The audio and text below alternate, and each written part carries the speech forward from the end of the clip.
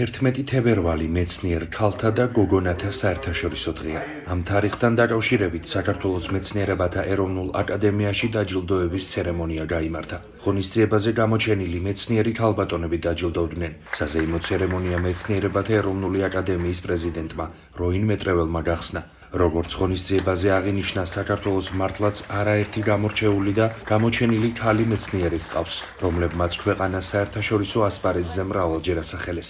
აღსანიშნავია, რომ დღეს მეცნიერებათა ეროვნული აკადემიის საპატიო სიგელი 13 მეცნიერ ქალს გადაეცა. საზეიმო ცერემონიას საქართველოს განათლების, მეცნიერებისა და ახალგაზრდობის მინისტრი გივი მიქანაძე, პარლამენტის წევრები, აკადემიკოსები და სხვადასხვა სფეროს წარმომადგენლები ესწრებოდნენ. შეგახსენებთ, რომ 11 თებერვალი მეცნიერ ქალთა და გოგონათა საერთაშორისო დღედ 2015 წლის 22 დეკემბერს გაერომ გამოაცხადა.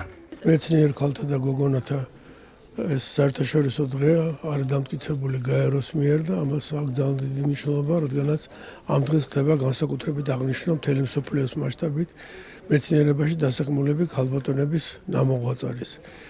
რა თქმა უნდა, საქართველოს მეცნიერებათა ეროვნული აკადემია ჩართული არის ამ პროცესში და ის გადასცემს ყოველწლიურად ამ დღეს გამორჩეულ ქართველ მეცნიერებს თავის სიგელებს. რა თქმა უნდა, ეს მეცნიერები შეირჩევიან მართლა წვლილიდან გამომდინარე, მათ შორის როგორც შედარებით ასაკიანი ქალბატონები, ისე ახალგაზრდა დამწყები მეცნიერები. და ჩვენთვის მნიშვნელოვანი არის, რომ რაც შეიძლება მეტი ქალბატონი იყოს ჩართული მეცნიერებაში და მათი საქმიანობა შესაბამისად იქნას შეფასებული და დაფასებული. დღევანდელი დღე ჩემთვის როგორც ქალი მეცნიერისათვის არის ძალიან ემოციური და ამაღელვებელი. დღეს მეცნიერებათა აკადემიის მიერ მოხდა სიგელების გადმოცემა. ეს სიგელი მეკუთვნის არა მხოლოდ მე, არამედ არის იმ ათასობით ქალ მეცნიერის დამსახურება, რომლებიც ჩვენს გვერდით მუშაობენ. ხშირად ძალიან უხმაუროდ და ჩუმად აკეთებენ თავიანთ საყვარელ საქმეს.